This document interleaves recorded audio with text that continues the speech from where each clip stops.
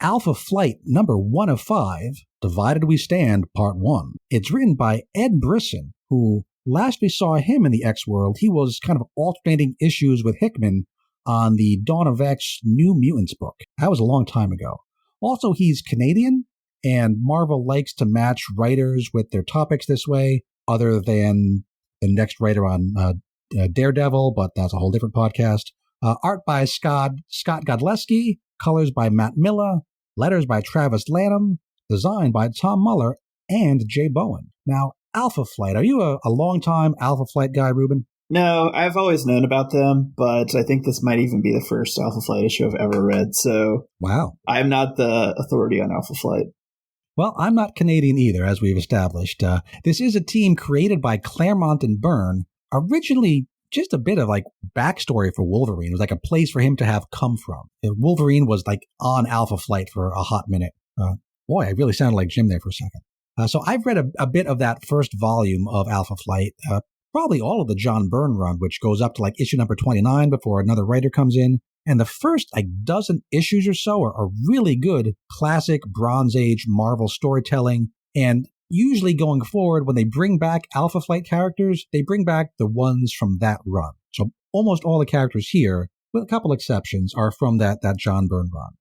Now, when I heard that Alpha Flight was coming back, I wondered, why? Why do we need to have this team in this story right now? And now that I've read it, I kind of still have that question. It's not a bad book, but unlike Uncanny, I don't really know yet why it exists. Now, we do get to see the Canadian government's reaction to what happened at the gala and all that Orcus stuff. And it seems to be identical to the American government reaction, right?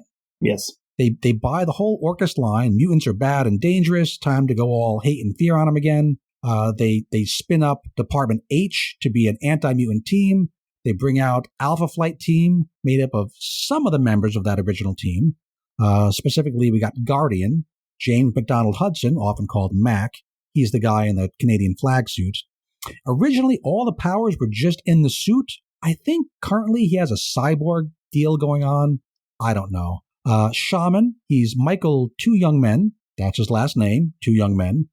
He's a member of the Sarsi people. He left his traditional way of life, become a surgeon, but then was visited by his grandfather's spirit and learned traditional magic. He's kind of a Doctor Strange native Canadian thing. In my memory, his magic usually involves a magical pouch that has ingredients in it.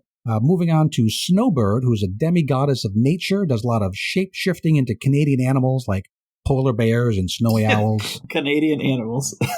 Seriously, polar bears and snowy owls are like her two big things. Okay. Originally, she was mystically bound to the territory of Canada, and if she left the borders, she'd get sick and lose all her powers. I think they moved beyond that, but that was her thing. She was like the spirit of Canada. She was like, in some DC books, you get, not Captain America, Uncle Sam, right? And he's like the personification of America. She's kind of like that. Yeah, I but get more that. of a nature thing than a patriotism thing. Okay, yeah. And finally, we've got Puck, everybody's favorite Alpha Flight character. Yeah, he's the short guy, an acrobatic fighter. Do you want to guess where his name comes from? Hockey puck, of course. It is. It's not Shakespeare. It is. He spins around like a hockey puck, which is really funny. And originally, that's all he was, just a regular short dude good at fighting. Yeah. I think Scott Lobdell retconned him to having some sort of demonic superpowers. Scott Lobdell was the 90s. Things happened. But we seem to be kind of ignoring a lot of that complicated backstory, which I think is a good choice. And then we've got Alpha Flight supervisor Erica Doiron, who's a brand new character as far as I can tell. So all we know is she seems to be very much a true believer in this Orcus-style anti-mutant team. Now, originally, Alpha Flight had some mutants on the team. The twin siblings, North Star and Aurora, who we saw them not so long ago, especially in Trial of Magneto miniseries. Yeah. And of course, they're not going to be invited to be a part of this anti-mutant version of the team. Pause to have some tea. Done with tea. So, in fact, it seems surprising that these guys would go along with an anti-mutant idea for their team, given their history. And an angry Canadian guy with a man bun at their first public appearance thinks so too, and throws a hot cup of Tim Horton's Best right at Mac's head. Which is deep cut. Good job. I don't know much about Canada. Tim Horton, curling, hockey, politeness, that's all I got. So, spoiler alert, to kind of give away the ending of the book, you're listening to the show, you're going to get spoilers. The team members have not turned anti-mutant. They're just pretending to go along, even staging fights with their old mutant teammates to sell the idea. They're really working together with Northstar and Aurora and Dakin/Dakin, now going by Fang for some unknown reason. Well, that way we can just say Fang instead of mispronouncing his name.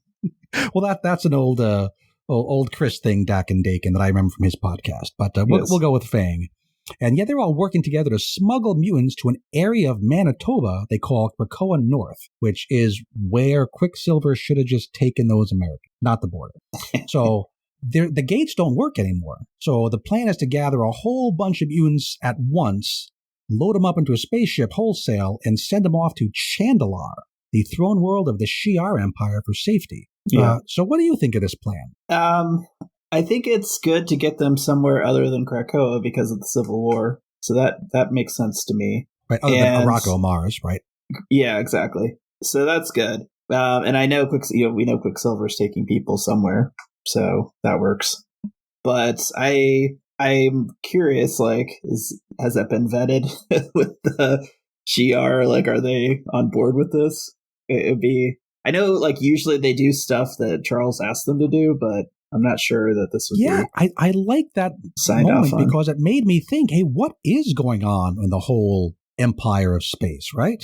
We've been told that all this Mysterium stuff is saving the galactic economy, and now that Krakoa is offline and the mutants aren't providing any Mysterium anymore, I gotta believe, how are all these different alien races reacting to these events on Earth? I think that could be very interesting. We do see some aliens on Mars a little bit later, but we're just kind of shown in the background. No real information there, but it makes you think, what's up with that?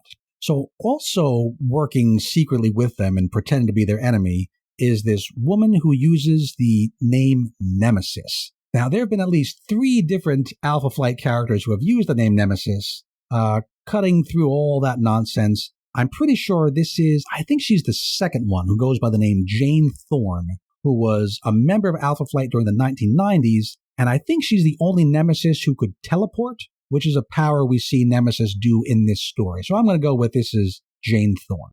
Other things going on in this issue. There's another member of the current official Alpha Flight team who does go out on missions. This is Roger Box Jr., roboticist and the son of one of the original team members. I'm not sure. Do you think that he's in on the double-crossing mutant smuggling plan?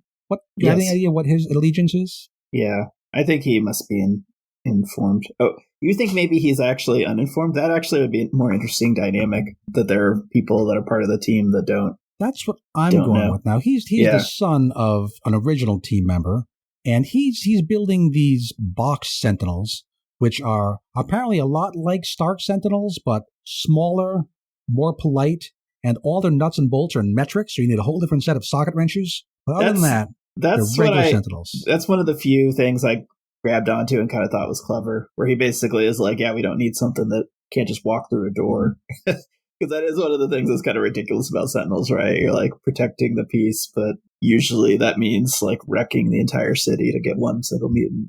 Not very Canadian. No.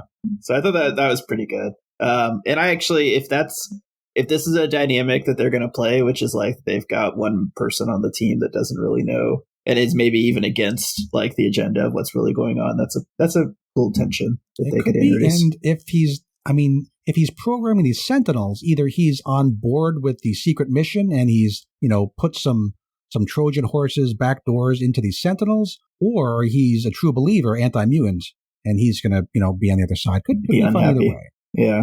And finally, we have 2 mutants on the run, ones who end the issue in different circumstances. First, we have Albert Lewis, or possibly Albert Louis.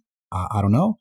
He's an existing character, a mutant with bioelectrical powers who sometimes goes by the name Feedback. He was on Alpha Flight in the early 90s, and I guess he was supposed to have died or been revealed to have died in a very recent Steve Orlando Marauders issue, which we didn't read. Now here it's revealed or retconned that Al had merely faked his death, has been hiding for years under the name Lucas Peterson, and his part of the story takes place in California, not Canada.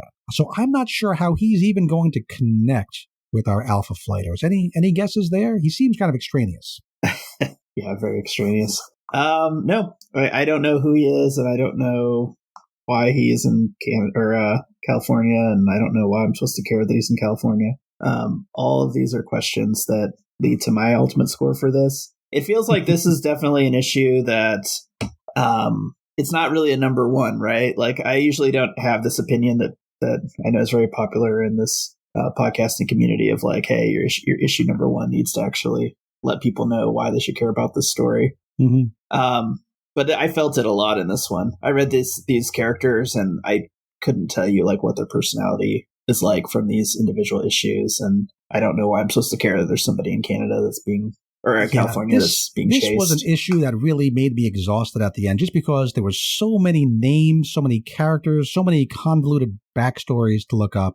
And again, if you're just reading through it for fun, you don't need to do all that. But you didn't really have a lot of time spent with anything in particular to grab your attention, I think. Is that what you're getting at as well? That's basically it. Yeah, I don't know these characters. I don't know why I'm supposed to care. And I don't really know what the exciting plot point is for people that are just generic, like Hickman-era X-Men fans. Yeah, there's a whole other mutant on the run who gets rescued and taken up to Krakoa North.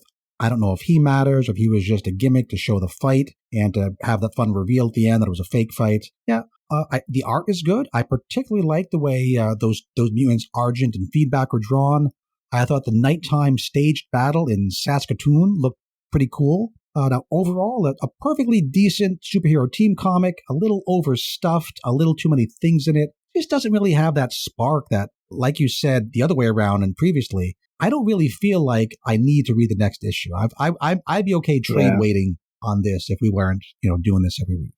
Yeah, for sure. So for me, I think this spells out, I'm going to go with, call it a 6.5 out of 10. Not horrible, but just kind of laying there. Yeah, you're an Alpha Flight pseudo fan, right? I'm more just at a 6 on this one.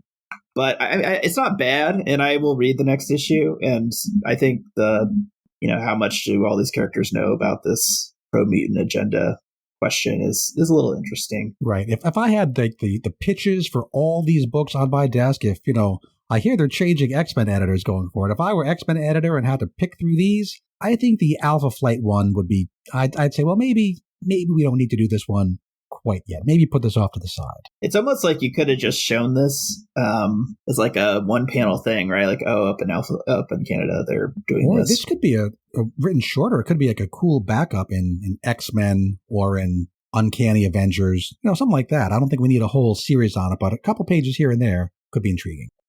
You are all weirdos. Weird science is the revolution. Weird science is the revolution.